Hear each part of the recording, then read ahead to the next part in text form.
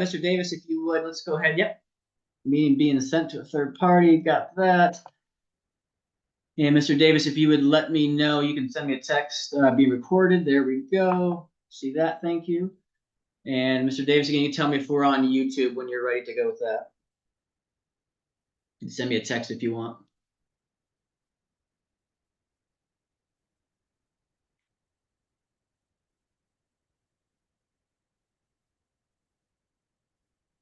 We are live. Thank you, sir. I appreciate it, Mr. Davis. Thank you, Mr. Davis, for operating behind the scenes for us and making sure we're able to do this. Thank you, everybody, for attending. I'll call this meeting to order in 1 minute. But even going on YouTube, I just want to get lay the land. So new members here, thank you, everybody, for joining. Appreciate your time. We're going to try and be, the plan is to be done within 1 hour here. This is a nice opportunity just to get everybody back together for the Sportsmanship Committee. It's been a little while since Mr. Dale Norton retired, in essence, from this committee, along with some other duties. And we have a new chair that I will recognize who will not be with us in attendance today. So I'll be running the meeting. And we've got an agenda really that's set up to recap where we are, put some documents on the table that looking forward will be probably addressed in different ways, shapes, or forms. But we'll go through all that. So with that said, Donnie Nelson, Executive Director of the NIAA, I will call this meeting to order at 10:03. Satisfy item number 1. Go down to agenda item number 2 for the Pledge of Allegiance. I don't have the flags with me in the background here, so if you would, in your venue, if you do have your flags, this time let's do a Pledge of Allegiance, please. And Ellen Townsend, if you would, if you'd be kind enough to unmute, and I'll let you start us off today with the Pledge of Allegiance, if you would, please. We'll go on your lead. Thank you. Okay. I pledge allegiance to the flag of the United States of America and to the republic for which it stands, one nation, under God, indivisible, with liberty and justice for all. Thank you, Ms. Townsend. I appreciate you on the spot there leading us for item number 2. And we will go to item number 3, our roll call. And again, a few new members here. Ron Isaacs from Chaparral High School has agreed to take over for Mr. Norton in our chair. He has some family engagements that he is not able to attend with us today. We wish him the very best, he and his family. So otherwise, if you would you unmute when I call your name, please, and just give me a hear if you are indeed present for this meeting. Joe Janum. Joe, just unmute real quick and say, okay, I see you. That's good enough. Amy Huntsman. I'm here. Thank you, Amy. Mark Jacoby. I'm here. Thank you, Mark. Vince Kostasic. I'm here. Thank you, Vince. Dave Henneman. Here. Thank you, Dave. Tony Polzian. Tony, I didn't see you on there. So quick little search. All right, I do not see Tony with us. Okay. Kate Segroy. Here. Thank you, Kate. Pam Sloan. Here. Thank you, Pam. Ron Stallworth. I've also not seen Ron. Mr. Stallworth is coming in now. Ah, wonderful. Thank you, Mr. Davis. There we go. All right. Good morning, Mr. Stallworth. Thank you for joining us. I will mark you as here. We're just doing the roll call right now. We see you. Ellen Townsend.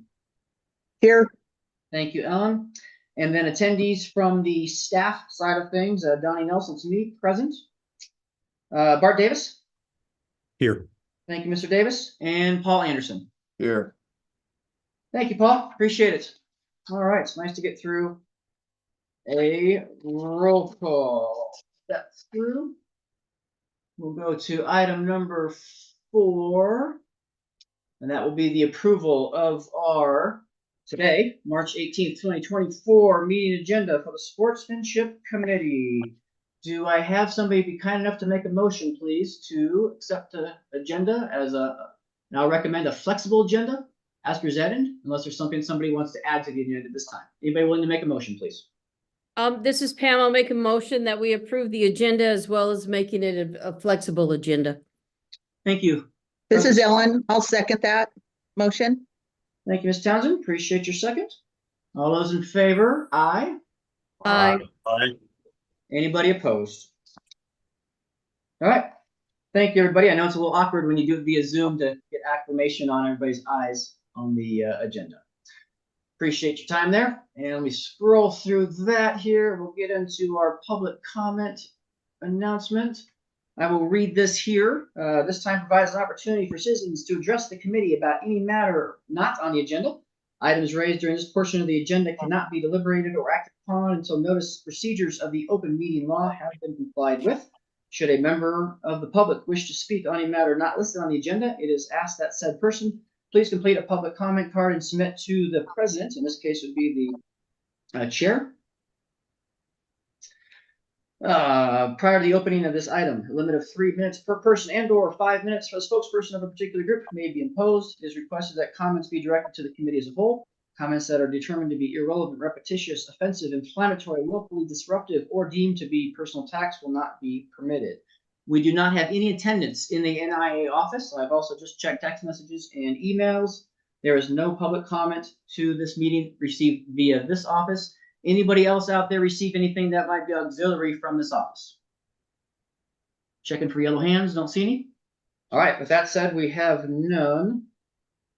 No public comment for item number 5. So with that, let's proceed to item number 6. And again, I'll do my very best to share the screen, but I'm kind of walking through it as we talk. And again, this is the first of a few items that we're going to do really for discussion, right? All these items here today, and it's to do an overview of what we have in place. And it's to look at, for all of you, as you go through this, and we look forward to this committee reconvening next year. Granted, that will be under the directorship of a new NIAA leader, but to kind of helpfully set Mr. Jackson and Mr. Thompson up for success with this group moving forward. And so as I can relate to that person when the due time comes here, what we have and what's available and what can be addressed. So starting off with the event management guide, just a cover page. I'm going to review some of this real quick with you, then I'll offer some input as we go through, page by page. But that's our first part there. A lot of this event management guide really does address sportsmanship. I'm trying to put that on mute. It does address sportsmanship. And so what we've got on page 2 is a sportsmanship statement. This is something that we've used in our events. We've sent this out to schools. I don't know how many of them are or are not using them as regular season introductions. During the postseason, this is part of our script in our events. And then also at the bottom of page 2, we have public address announcements. These came from the Bench Bad Behavior campaign set up through the NFHS. And I know these announcements also go out through the NIA to our member schools, and they're built into, for what most schools are really doing as their own public address script. Getting out and about to events from the fall and the winter season. I did actually hear these, and it wasn't always necessarily an NIA script by any means, right? People have their own scripts of what they do, their own corporate partners or assistance, support from financially from people around the community. But good to say that I did actually hear these at football games and basketball games. I can't say I heard at any volleyball games that I attended, but anyway, I think it's going forward. So I'm gonna keep going here, then I'll call back for some comments.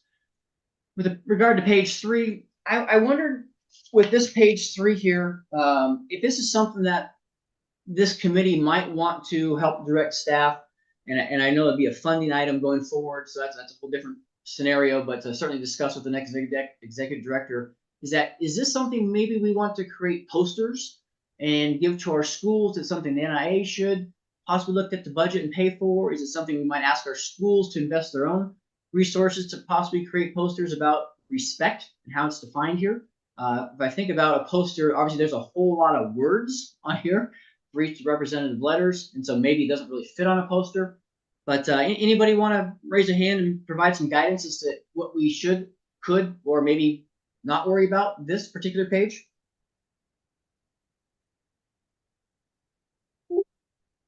Don't be shy, speak up.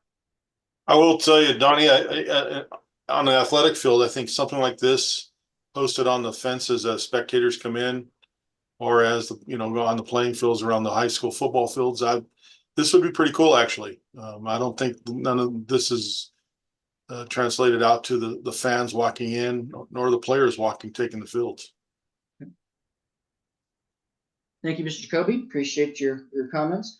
In terms of, let's go to the school side. Hey, Joe Junong, is this something that Elko High School would be willing to do and pick up the cost of it on your school side? Do you think it's even feasible to do, to create a poster that you'd have at the ticket area, for your venues? Just thoughts from a school perspective. Hi, Donnie. Thank you. Yeah, I think a school site could brand it, and at Elko would be like maroon and white, and then that could be a unifying aspect across the state as we went from school to school. So I'll tag with Mark, I believe, mentioned that. That'd be great to have on site. And so you have the visual component, and then you also have the audio component through our scripting with our PA. Thank you, Joe. Appreciate it. Amy, another school personnel leader. What do you think on the school side of it?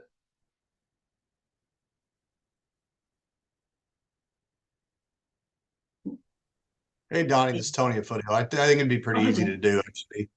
And I do know, I think Carson had a really good sign right at their ticket gate too when it was up for soccer. So there are some schools that have some signage up already. But I do think some type of, uniform statement, from the sanctioning organization, I think would be good. We could if we could put, like you said, brand it for our school, and then maybe put the NIAA logo on it as well. Just so they know that it's not just a suggestion, it's an expectation. Thank you, Tony. I appreciate it. I do have you marked as here in the meeting, so thank you very much for attending. I see Amy. Sorry. Amy Huntsman's going to. I just see a note from her. She's going to leave the meeting and come right back in, so that's fine. Let's see. One more. Dave Henneman, school perspective again. One more comment from somebody in the building. What do you think about this? Yeah, I think that'd be a good thing. I know we could easily get a sign made like that. Get posters, and I can even reach out to the other charter schools and make one up, because we already do it anyway. We have like smaller signs that we put, like just poster signs like that was walking in, but putting a banner like that along the fence would be something easily done. So we do it for even our K-8 games too. Okay, thank you, Dave. Tony, thank you for your note. Please don't apologize for your tiredness. It's not. This is a very easygoing committee. There's a lot that has been accomplished. There's a lot that will need to be accomplished moving forward. But we understand certainly, all the things that go on in a building. I appreciate everybody's time. Just budgeting an hour for us here today. Very much appreciative. So, thank you, Dave. I'm a President Sloan, and you first, and Vice President Stallworth on the board side of things. I realize this is not a board meeting. I don't know budgetary wise if the NIA needs to consider doing this as an item going into next year, or if you feel like, based on the comments we've heard from our school personnel already today, that we're okay with letting schools maybe try and create something along these lines, and the comments about branding it with colors and using joint logos in the schools. We feel like we're that way. The NIA office can give it to our schools and say, would you please do this for us? Pam, what do you think about that? You could easily do that. You could create it, send it out. Let schools, put their school logo on it as well, their school name, but in support, in collaboration with or whatever with the NIAA, because schools are extremely creative. Yes. So yeah, you could do that, and on the flip side, you could, and I suggest that you have some printed up for those schools that would like them as well, that would rather not go in the other direction. Right. Okay, thank you. Mr. Stallworth, one more to you. Anything you want to add to that? Yeah, and I think it's good that I think the NIAA logo needs to be on that so that there's some consistency statewide, that this is just not this school's policy, but this school is following the policy of the entire state, of every school, and this is all supported by the NIAA, so that if there is an appeal and all those types of things that those parents will ask for once something actually happens to them, that provides a little bit more power to the NIAA when regards to making a decision based on an unruly parent and being maybe kicked out of the rest of the sanctioned sports or whatever the penalty may be. Very good. All right, thank you. Taking some notes, and we will look forward to progressing on this particular item, and we're communicating with our schools. Any other comments about this before I move on to another page? All right, don't see any hands. Thank you. Just going pages 4, pages 5, pages 4 and 5. I'm sorry. Code of ethics for different groups, for administrators, athletic directors. Code of ethics for coaches. Page 5. Code of ethics for participants. Code of ethics for officials. I'm going to leave it to just as an open-ended item. If anybody has suggestions or other items to add to this, language that you want to see included in our event management guide. Again, I know that this will be shared, assuming it will be shared with all of our athletic administrators, directors, secretaries, then to our sport coaches as we get into next year. Continue to progress and use this event management guide to the best of everyone's abilities within their buildings and possibly within their districts. But I'm just going to leave it. If you have some other comments, something you want to add, please feel free to email the group, email me those notes. I'm happy to include that before we wrap this document up and prepare for presentation for the start of next year. Okay, but I won't go any further with that. Game management duties. If I go really through pages 6 through, is it 9? Let me double check here. 6 through 8, and these are just game management duties for the various groups. Just a couple quick notes. You know, we have sportsmanship that is kind of woven through all these items. For example, on officials, that's on page 6, item E. Number 1, treat contest officials as you would a VIP with courtesy, respect, and professionalism. Then going down to number 15, thank the refs. We'll talk about that program that we've instituted this year for the first time in a little while. For the visiting team, again, more sportsmanship type related items. Communicate in advance with a colleague, right? Communication is certainly the big key, and the more that schools reach out to each other and with officials to say, here's the facility, here's the event logistics, here's all kinds of things, right? From arrival time, entrance drop off, where fans go. The more we can encourage our schools to work with each other, the more sportsmanship certainly that will be fostered. Going through on page 7, in-game H1, understand the need to deal with unruly behavior from spectators. I'm going to pause right there for a quick second. Paul Anderson, our legal counsel, we've talked a little bit about our upcoming regulation that's pending with LCB and the enhanced ejection policy. Mr. Anderson, if you would, for just a brief minute, update us as to where you think we are with that document going through LCB. Yeah, that's thanks, Donnie. That's an item for the board meeting the next couple of days. That still is a regulation that has not come back from the LCB. It's been approved by the board, but has not come back from the LCB for final approval by the board at this time. So it's still pending, I guess, is the best way to put it, at the Legislative Council Bureau. Thank you, Mr. Anderson. I know you'll address this with the board, as we mentioned, either tomorrow or Wednesday, depending on when the item comes up. So I just want to make sure our sportsmanship committee heard that. So thank you for the update. I appreciate that. Hey, Don. Yes. Donnie, it's on. So just so I'm clear on this, if it's not approved at that level, does that mean this cannot be enforced for next year? Does it have to be approved at that level before it's enforced next year? Mr. Kososik, that's a great question. Mr. Anderson, I'm going to kind of yield back to you, and this obviously might involve Board President Sloan and Vice President Stallworth as well. So, Mr. Anderson, do you want to take a gander at answering that one for us, please? Yeah, just quickly. Yeah, Vince, you can't legally enforce it until it's been approved completely through the LCB process and then signed into law by the Secretary of State. So until that happens, it's not. I mean, you can enforce the principle or whatever, but if it comes down to push or shove as to whether you legally can do it, you can't till it's finally approved. Sounds good. Okay, thank you, Paul. Yeah, Sure. thank you, Mr. Kososik. Thank you, Mr. Anderson, for addressing that. Finishing up this area here on page 8, I'm going to Q for spirit groups. Not trying to make anybody dizzy by, O for spirit groups.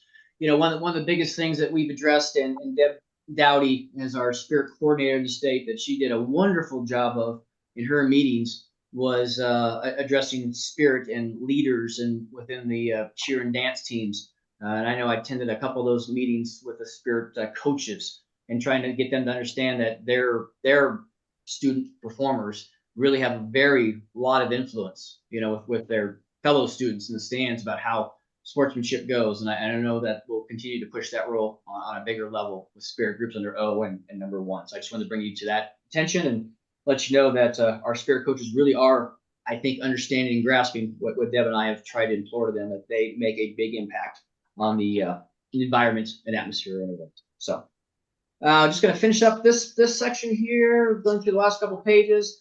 Nothing else that I know of that needs to be addressed with this group. Obviously, you've got a whole kinds of things in here, including public relations, but that's more schools and working with media. So with that, any other suggestions to agenda item number 6?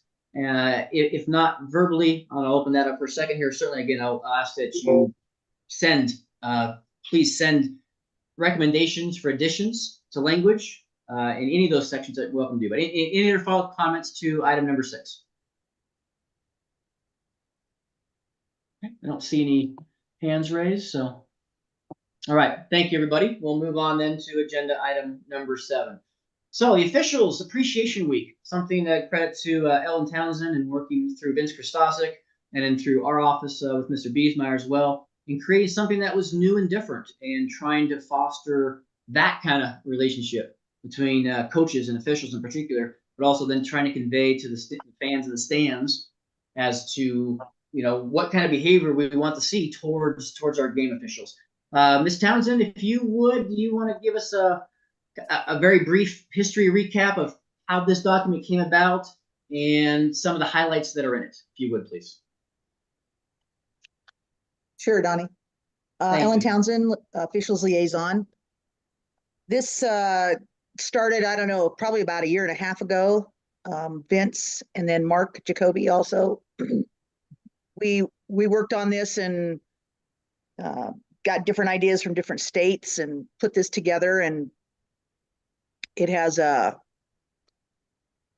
component where the NIAA sends out pretty much the direction to the schools as far as public announcements, how to, we created a certificate that could be given out, and just kind of a list of contact people, all the associations, presidents, so that schools, if they needed information on who might be recognized, would get that recognition. So this went kind of back and forth, and we put this together. It's got quite a bit of detail in it.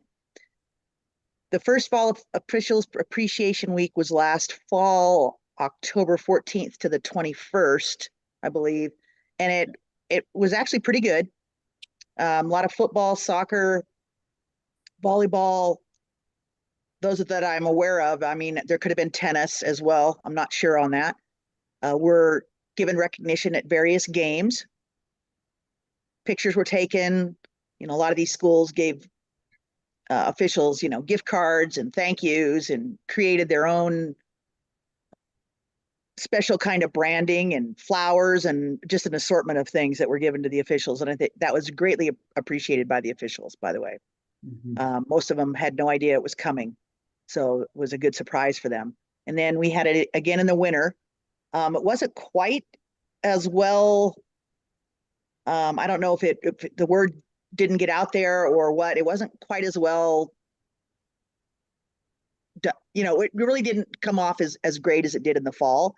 And maybe that's just the timing. It's in the winter time.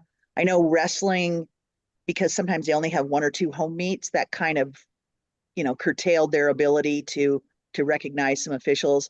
But I do know that officials in basketball were recognized, and they greatly appreciated that. Same with flag football.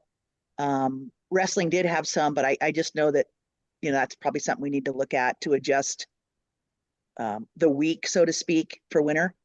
And then we're heading into doing the spring is headed into April for their Officials Appreciation Week. That ought to be interesting, since those are all outdoor sports except for boys volleyball. So we'll see how that takes off. But I thought for the first time that this was done, probably went off pretty good. Maybe have a little bit more, we need a little bit more follow-up rather than maybe just one email to the schools, maybe a little reminder or something the week before.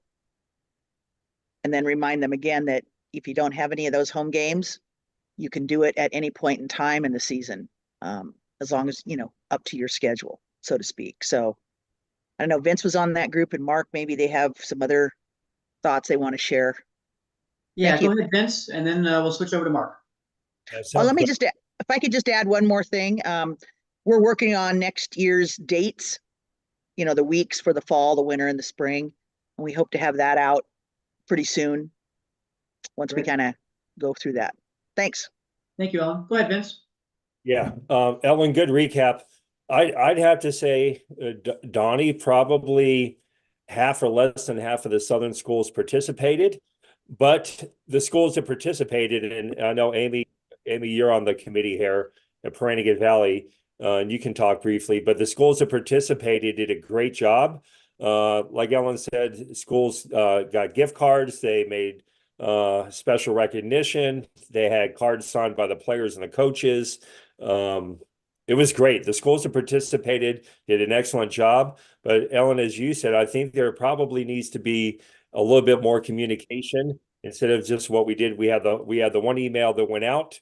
I know down south, I spoke at the admin meeting back in August for the big schools and then the small schools talking about it. But really, that was the only communication we had with the schools. Donnie, I know you guys rolled the one email out, but I think just some additional communication. Ellen, like you said, maybe a week before. The fall sports were great as far as probably maybe half. Winter sports, like Ellen, you said, not as many schools participated in the winter sports. We'll have to see what happens for the spring. But yeah, I just feel like if there's a little bit more communication about what we're doing, and then also maybe get the media involved. We talked about that earlier about having the local newspapers or even TV do something to recognize the officials, or at least recognize we're doing the Officials Appreciation Week. Because looking at some other states, when they had the program, they did have some media coverage about the Officials Appreciation Week a couple days before it actually took place. So that's it from my end. Mark, you got any comment on this? Yeah, good feedback on that. Ellen did a great job talking about North. We had some really cool stuff. Nevada Sportsnet did a small piece on it on the television. Chris Murray did. They talked about Appreciating Officials Week. Ellen said we had really good participation of the 32 schools I think we serviced this past year. I can only think of a couple that didn't, and one of them because they had a bye week, I believe, and the other one I just never heard from them. But the schools were really good getting to us, finding out the rosters of what officials were on their games. And I really want to commend like the bigger schools here that play their JV and freshman games on Thursday nights. They did something for those officials on Thursday night, and then they did something for the varsity officials. So they did twice. So the bigger schools did a really good job with that. And then the rural schools, they had food for the officials after the games out in the rules, and they really took care of them during that week. And we did get flowers and gift cards and gift bags and stuff like that. So I do commend the fact that football, they did a pretty good job here with that week. And then they also did an announcement. I noticed too, just food for thought, the schools that had really good cheerleaders and song teams and bands, they seem to be the teams that the schools that probably did the most for the officials. But that was my observation. Thank you, Mark. And I'm going to turn over to a couple other people here in just a second, ask for some input. To give an update as to where we are with the spring rollout. That will happen first thing next week, and taking to heart some of the comments there from Vince about additional communications, well noted. And so we'll roll it out next week, and we will then follow it up weekly. I think that's a great idea, right? Just to get our schools to understand. Amy, Pahranagat Valley, you were one of the lead schools in fostering this program, and I know you did a whole lot out of your building. Is there anything extra that the NIAA office can do for you, or is this packet the way it is what you need, as long as we give you a reminder and you take it upon yourself and roll with it? Can you hear me? Yeah, Amy, we can. Okay. Thank you. I had to switch computers, so I've had some technical difficulties. No, I feel like the packet's good. It's very self-explanatory. We were able to do, it wasn't a big deal doing it here. And I will say the officials that we did recognize were very, very grateful. And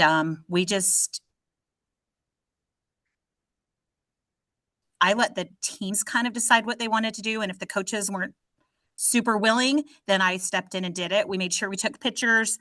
my volleyball team gave the ones they did in the fall like a candygram, just silly stuff like that. But it worked out well, and I feel like what you sent out is good. Okay. So I appreciated that. Thank you.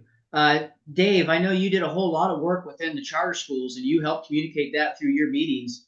I feel like I think from perception from my desk that the charter schools did a wonderful job. Any comments from you about anything we can do to help better assist what you did? Yeah.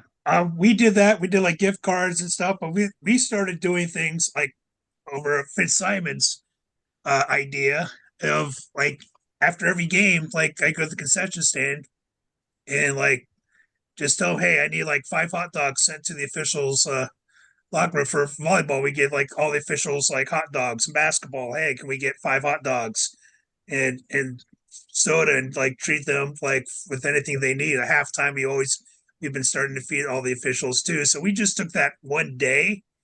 Like, yeah, we celebrated that one game with gift cards and everything, but we've actually done it like all season, just treating the officials like, hey, I know you're supposed to get a bottle of water, but even like when I go to our off-campus baseball, softball games, I'm there with the cooler with Gatorades and waters and stuff for them. So I think it's just something that we've done, and a lot of other like charter schools have also done too, just stepping up and, hey, roll out the red carpet for these officials. And, even if it means putting on a game on my computer or on my TV in my office when we use it for a room, like we just have, so they can watch the World Series during football season. They did a lot of that, and just trying to treat them with all the respect in the world. So we just took that whole like week, and I just started doing it just all season with them for every game. Thank you, Dave, very much. And again, all the charter schools I think did an excellent job to the best of their abilities in recognizing our officials. Kate, I don't know if this is quite in your wheelhouse with your duties there in the CCSD office, but anything that you might be able to comment to that the NIAA office could help do better for districts to try and. No, I really just think the communication piece is the biggest thing, just coming from recently being in a school and an assistant principal over like activity side of things. A lot of this, could be in collaboration with, student councils and spirit squads and things like that, where they can assist in making, flyers. So getting that word out, from that perspective, I would have needed like 2-3 weeks advance if I'm a student council advisor to really get like signs prepared and things like that. So I just think communication is the biggest thing with this. I think it's very informative. It has lots of detail in there. So the actual packet is good, but yeah, just getting the word out earlier.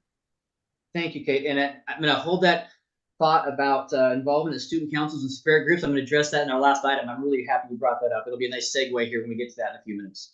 So, so Ellen just sent the message through. That's my final comment to this is if anybody sees something that they want to add to this or you think should be added in a suggestion or a comment or an evaluation of this whole document, please communicate through me. I would also say probably also work through Ellen.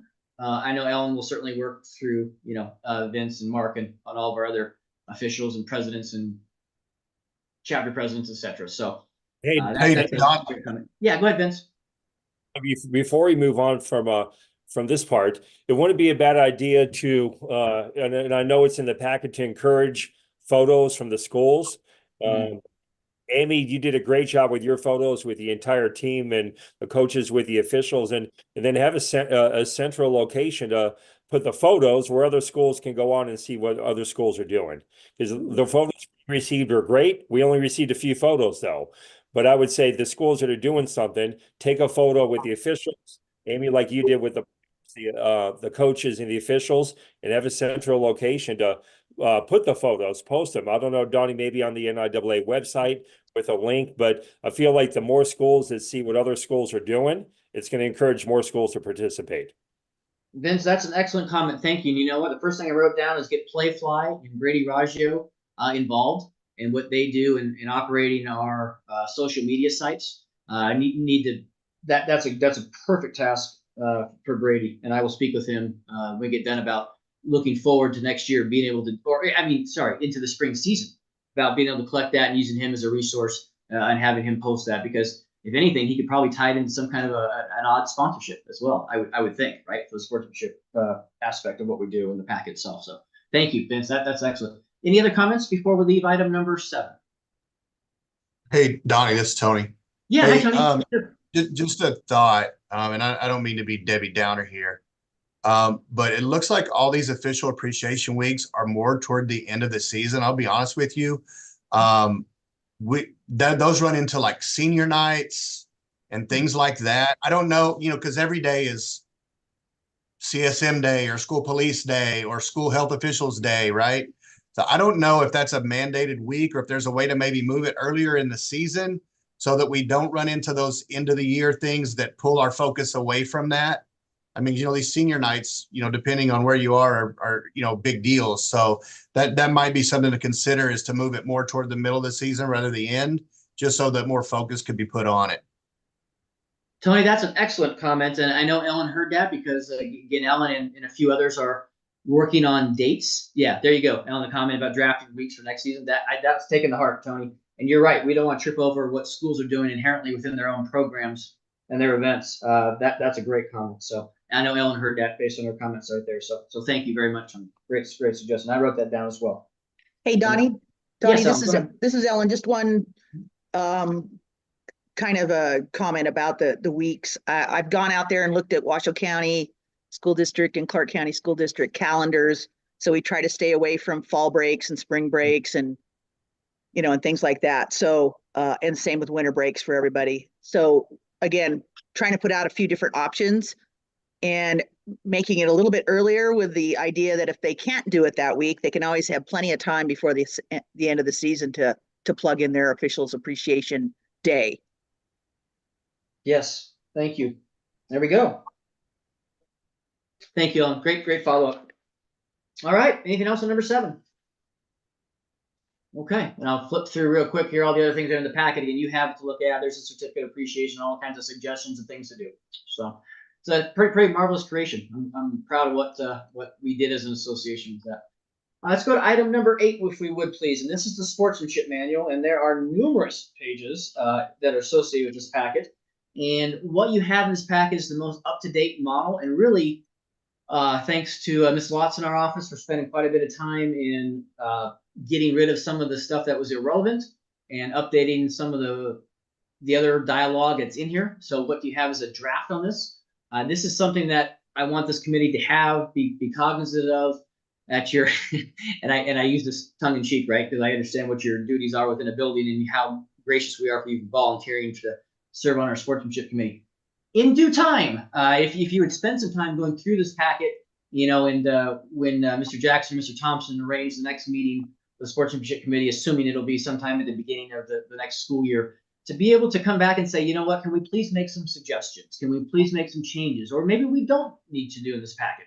But talk about communication, right? One of the things that our office has not done a great job of is really getting this packet back out to schools. Again, I know we address it in our preseason meetings, but we probably leave it alone at that. And I think we need to, as a comprehensive report, go back into this. Now, again, I'm going to tie this into what Kate mentioned earlier about student councils and spirit groups coming up here towards the end.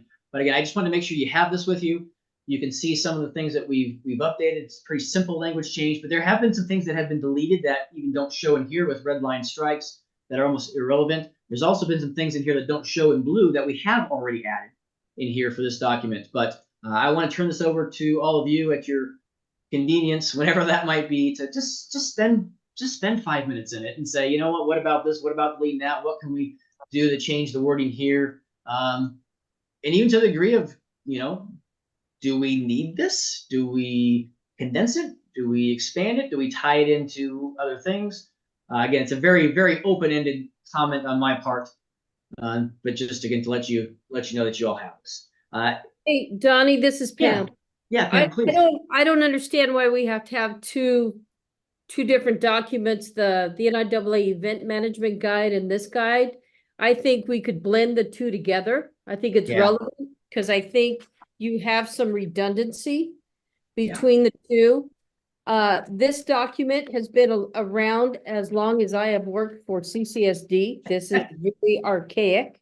Yes.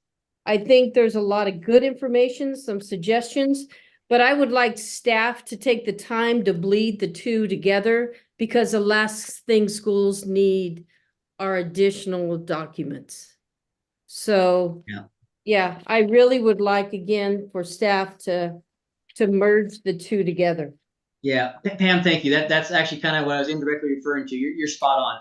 I just, that was kind of my hint of comment that, you know, do we really need this? No, I think you're exactly on about combining this with the event management guide. And it doesn't mean the event management guide can't create its own little other section as well of sportsmanship, or we tie it into it. Anyway, both documents need to be merged. I agree. And so part of it now, we have this check off right towards the end of the packet. And as we get to that, it's about award of excellence points. And so, but maybe that in itself creates its own document with a, you know, citizenship through sports self-assessment, and that stands alone on its own. But because that's just like the athletic points that are earned through regular season performances, postseason successes, and also the academic component that's involved with the award of excellence and team GPAs and how many points you awarded. So I think that this part, the citizenship component, will remain, but I think it'll be pulled out to be a standalone document that will go towards the award of excellence. And then the rest of this information here can certainly be merged one way or another. And honestly, I'm kind of excited to do that myself as I wrap up here the last few months and try and get something going here before I exit. So leave Mr. Jackson, Mr. Thompson in a good position with sportsmanship and the event management guide. Again, like you said, blending in this document which has been around forever. Yeah, Ned. Hey, and Donnie, I agree with you that you could absolutely pull that section out, the thing of excellence, because I don't think you don't have 100% submissions on that, do you? We do not. That is correct. We beg and plead, and we do send it out to schools. We don't get them all back. But I believe you don't get them back is because schools don't understand it, and it goes back to the communication of what we're trying to ask for the officials. This also needs to be discussed, talked about on a not more than just at the beginning of the school year. This is pretty valuable because what I see is the same schools submitting, the same schools winning, but there's a lot of schools that probably should be winning had they submitted their, the form. No, I agree that you separate this out.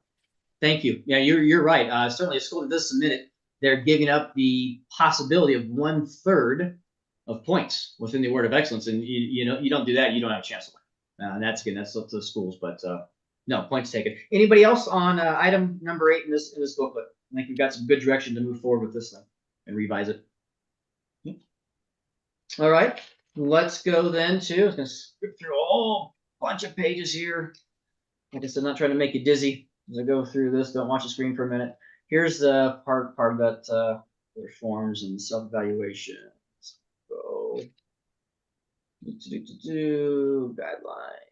There's our checkoff list. I'm just going through those pages right now. These are the pages that go for the award of excellence points, and schools check off what they have completed per recommendations of the sportsmanship committee, and it's in different categories, right? You've got the coaches, you got the student athletes, spirit squads. Obviously, the first part of it was the administrative side of things, other support groups. So, and then we have a score calculation that you see there, that page I'm going through, and that's what multiplied by point values for the award of excellence to make it equal. I'm going to skip past these NACs because that's something that's at the LCB right now with the enhanced injections and what this committee went through for a good year to get that from the LCB. So I'll skip through those. And we'll go to item number 9 for the good of the order. Two main components that I want to address in this and what's coming forward. I'm very excited about the involvement with our student councils with NASC. And a lot of credit goes to Miss Ginger and what she's done. Part of what she's done has helped create an avenue through which we have student liaisons to be discovered through NASC, to be our representatives on the board of control. But within that process as well, maybe separate apart, but it kind of seems all tied together, is our student council leadership, and that's their entire board of student directors, representing 5 different levels and representing all areas of the state. Their number one project, thank you, Tony, appreciate you being there, saw your note, thanks for joining us today. Their number one project for this coming year, and it has already started, but it will really be a mass meeting in August when they have their first meeting for next year, is that their project is going to be, what can we do to help the NIAA with sportsmanship?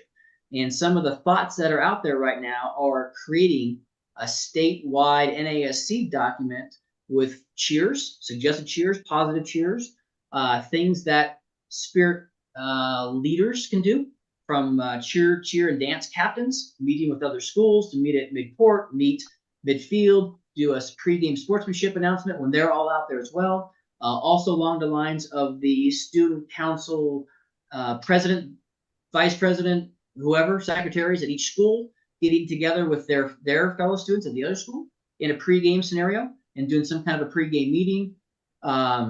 Also trying to figure out how to get in touch with those particular student leaders, right? The kids that lead the cheers, how to have a meeting with them in advance of a game to say, look, all of our friends, let's cheer it the right way, let's do it the right way, let's perform the right way.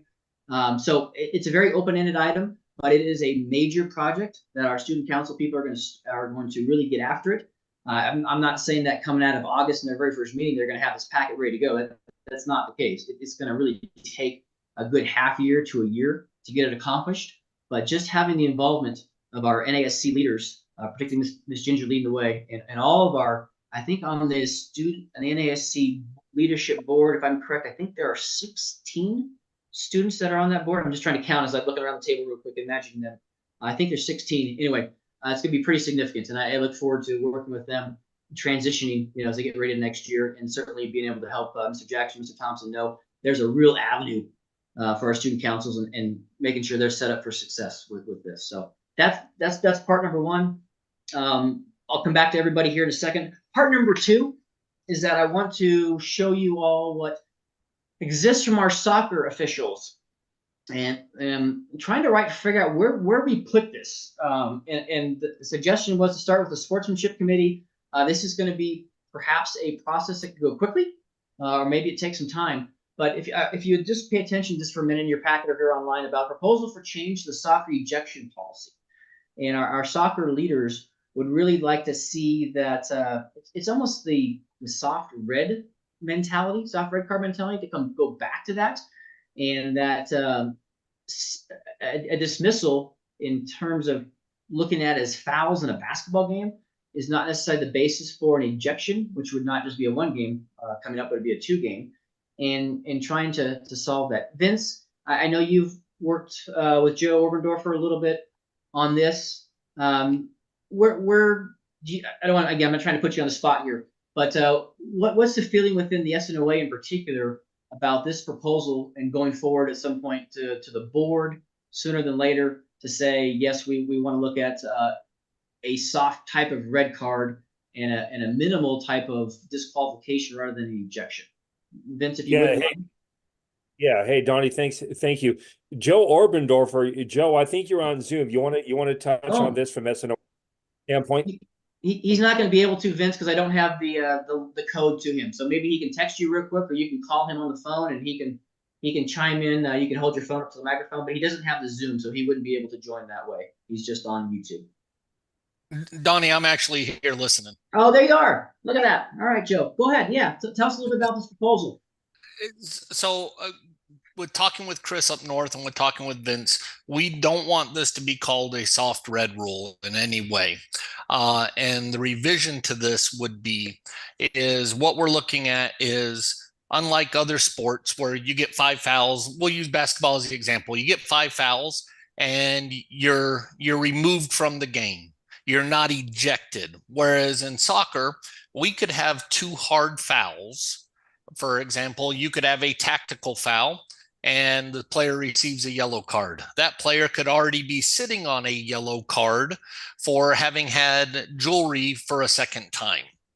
That would then, with the new rule change that's coming down that you guys mentioned earlier that hasn't been approved by the state legislation, that would mean that that child would now sit for 2 games for a red card. And what we are looking at with that is, we think that that is not in the spirit of where we want that rule to go. And what we would propose, and this is where training from the officials would need to take place, and Chris and I are dedicated to this, is that for sportsmanship related issues, the student athlete or the coach, if the law is changed, would still receive a 2-game suspension. For non-sportsmanship related, the student athlete would still be ejected from that game and would serve a 1-game suspension like it is currently. Because the idea of the old soft red rule of you only were suspended for the remaining of that game, we feel that that's unfair to competition. Because the example we gave is, what if you have a team that is trying to make playoffs and they're 1 point behind in playoffs, and the team they're playing on Wednesday night, the star player is ejected on the previous Monday, and now because he's ejected, he only serves 0 games because it was that game. That could dynamically change the way some of these sports are altered, or some of these contests are altered. And it goes against every other level of soccer where you serve a minimum of a 1-game suspension plus that game. So the training would be for straight red cards. Players would receive, that were sportsmanship related, would receive a 2-game suspension, and a 1-game suspension for non-sportsmanship related items. The other thing I have that's not written in here, Donnie, and I'm waiting for Julie to send that to me and to you for your office, is that Nevada, sitting on the rules committee for NFHS for the nation, we have volunteered, and this is directly related to sportsmanship too, that there is a proposal, that was a rule change proposal that was tabled for a year, that right now, if a coach is on his bench and a coach is being demonstrative to a referee or inappropriate with a referee, the coach can receive a yellow card. Same as the coach being responsible for checking for jewelry for their team. If the coach doesn't catch it and the player has it, the first yellow card goes to the coach. One of the tactics that has come up in the last few years is coaches realize this. And so instead of the head coach yelling or being inappropriate, the assistant coach is now inappropriate. And so the assistant coach would receive the yellow card, and the head coach is still there coaching. What that rule proposal and what we want to be what that one is, and we want to be the test state, is that if a assistant coach is being inappropriate and receives the yellow card, that the head coach can also receive that same yellow card for sportsmanship related items. And honestly, the only reason why a coach should be receiving any type of card is for a sportsmanship related item. And what we feel this will do is this will actually help coaches to have the proper people on their benches, knowing that they're going to be fully responsible and could be ejected over that coach instead of playing the games with us. Thank you, Joe. Part B, to me, makes perfect sense. I look forward to receiving that proposal from you in writing to go forward in whatever time frame that is, to at least address it at the right level. A weird question, and Vince, maybe you need to get into this. I don't want to go too much further with this discussion, but we know that we have it right now, and then we'll figure out a time frame to address it. Vince, relating the basketball scenario where we have a first technical and then a second technical leading to an ejection. How would your perspective go with relating that to a first yellow card to a second yellow card relating to ejection? Are basketball and soccer similar and different? And then Joe, I'll let you answer that as well. And then we'll wrap this up here, but we'll go forward with it. Donnie, obviously I work basketball. I've never worked a soccer game in my life, but while officiating one and watching the other one, I'd have to say they're different. Because as you explained in a basketball game, right, you have five fouls, you're out for the game. There's no ejection, you're playing the next game. Now, if you get ejected, for an unsportsmanlike issue, then obviously you're going to sit a game.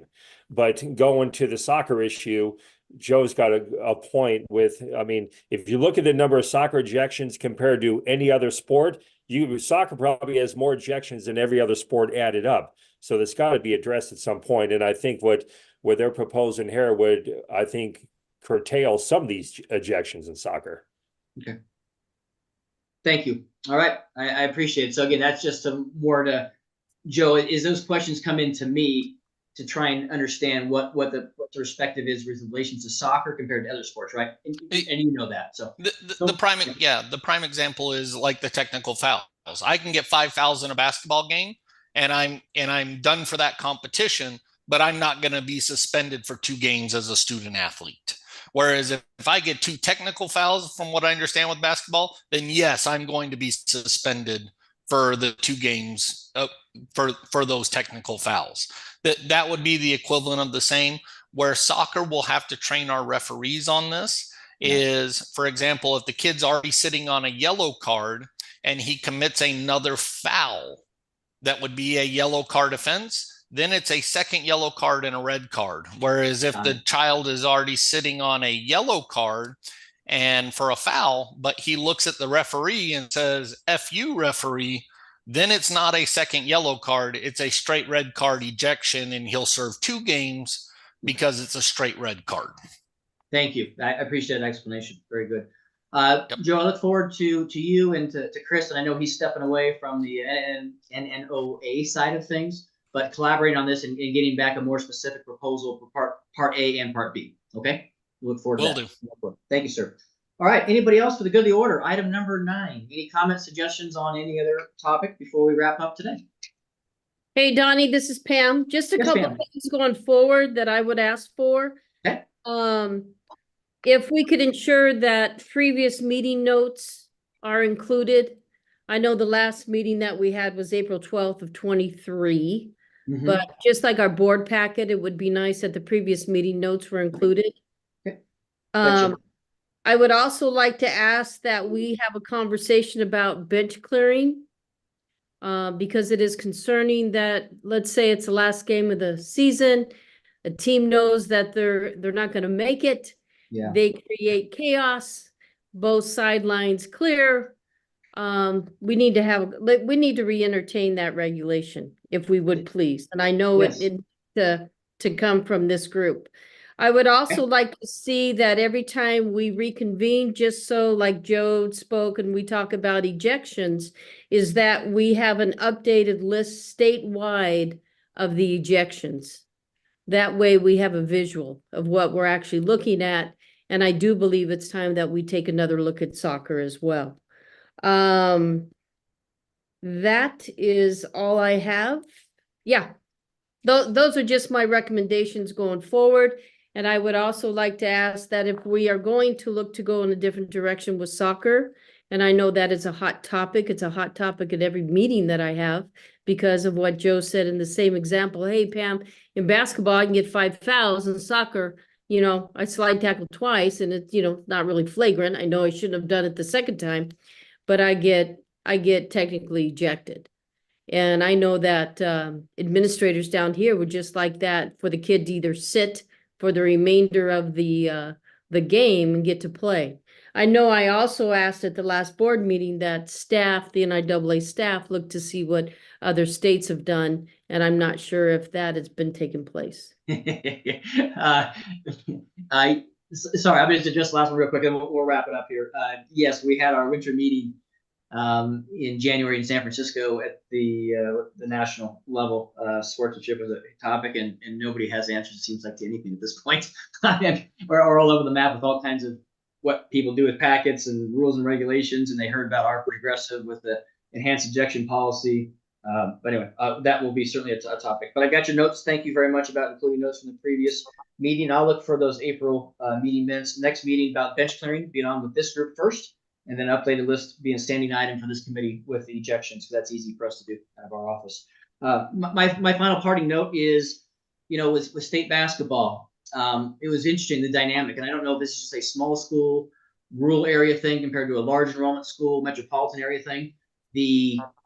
I'm starting the positive. The 1A games in the old gym wrapping up on Saturday for the state championship. Absolutely in my opinion, the best sportsmanship I've seen. And it kind of relates back to some of the 1A region games from the year before with some outstanding turnouts of, particularly our Native American communities.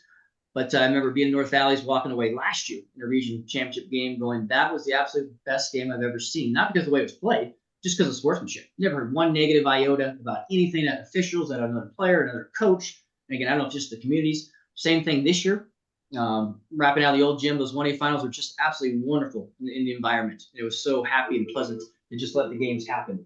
On the negative side, we had a girls' championship game in Lawler. That was probably in my just over 26 years now, the absolute single worst spectator sportsmanship game I've ever encountered. And it wasn't just a few people we could go eject from the building for what they were saying. It was multitudes of fans, mainly parents, and absolutely obliterating officials, other players, other coaches, foul language galore. And we had the Lawler staff try to go to different places and sit in groups and tell them to be quiet. It was just, I'm going to use the word god awful. And I was embarrassed by that atmosphere that night. It was two local teams playing each other. I don't know why that happened. But so I kind of wonder, right? At some point, I'm just going to throw this out there as a comment, as I wonder at some point if we don't just have every school have one home game where there's no fans involved. And I'm not trying to take away revenue from schools because we only have so many football games, volleyball games, soccer games, basketball games, baseball, softball. If they charge admission for those games, that's not a suggestion. But I just wonder at some point how drastic do we get to try and say, look, we're going to let the kids have one game where they're just them playing, and let's see how it goes. But I'll leave it at that. Any other comments for the good of the order? Donnie, I'd like to add a little, and this is Sure. really on to Pam's comment. Okay. We haven't established yet, if we look at the situation that happened down in Las Vegas with the two teams that took place, where the fight took place after the contest, we haven't come up with any solution on that, have we yet, as far as what we want to have written? No, thank you, Rollins. That's to Ms. Sloan's comment about the bench clearing, Yes. especially post game. We have not. Yes. So that'll come back to this committee in the next meeting. Okay. I think at the same time we do that, I don't know if you guys saw the news report. I just saw it on an online post or something on the social media. But there was a big brawl before the start of a basketball game at one of the high schools where the two team captains from each team met with the officials at half court to start the game off. And a big fight took place before the opening tip off. So I think we better put something like that too in there with regards to what happens with a pre-game fight. That would be a little bit easier than a post-game fight because the post-game had been finished, and you can go ahead and I guess do your. But I think we need to, when we use the term post-game conflict, we better do something with the lines of a pre-game conflict as well before the opening tip-off or kickoff or opening pitch or something. That's all.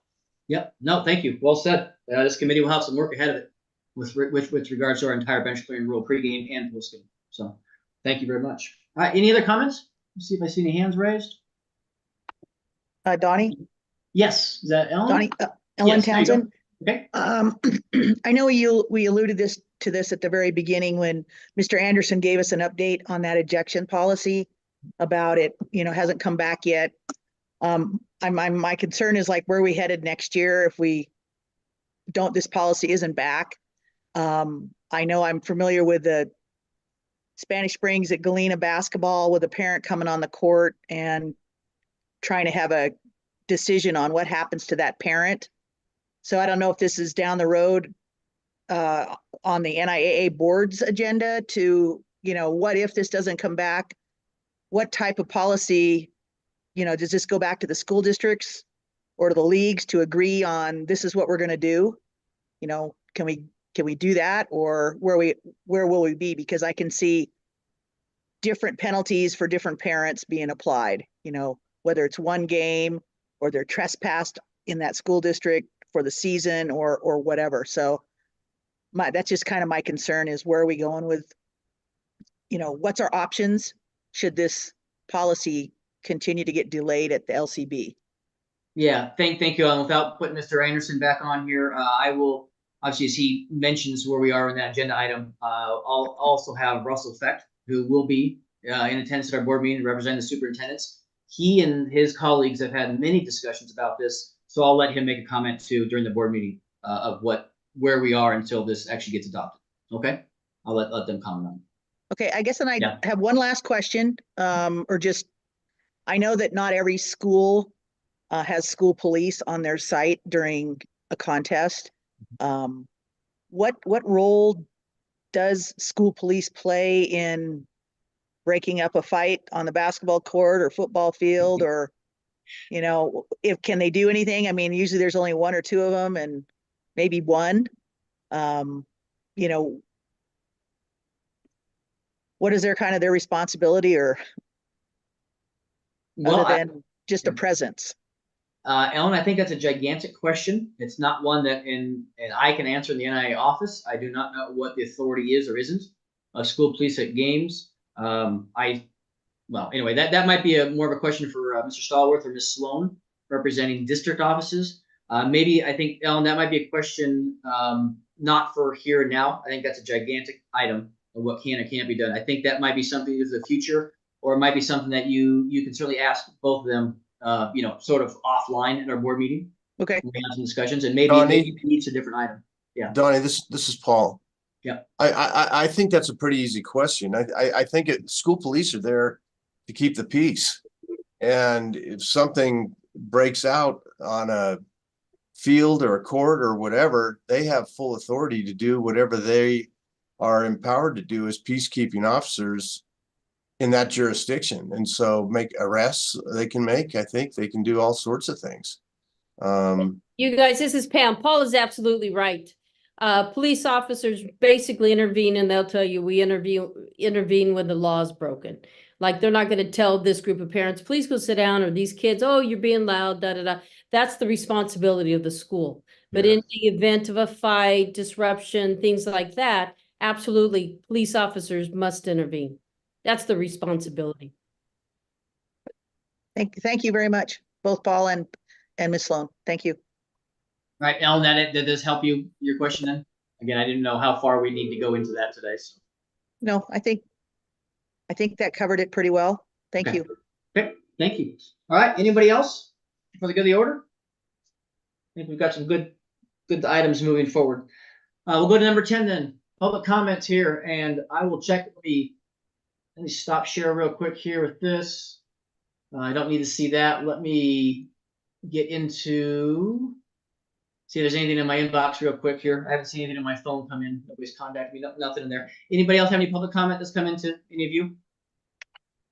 All right. With that said, I hope to be right at an hour. I think we've accomplished what we needed to for this group moving forward. And again, you're all going to have a lot of work ahead of you, but in positive ways. In positive ways. And I look forward to certainly with Mr. Jackson or Mr. Thompson helping them, guide them as to what the next meeting will be and some of the key topics that are on here. Go from there. So with that, everybody, thank you very much for your attendance. I look forward to seeing some of you here in next couple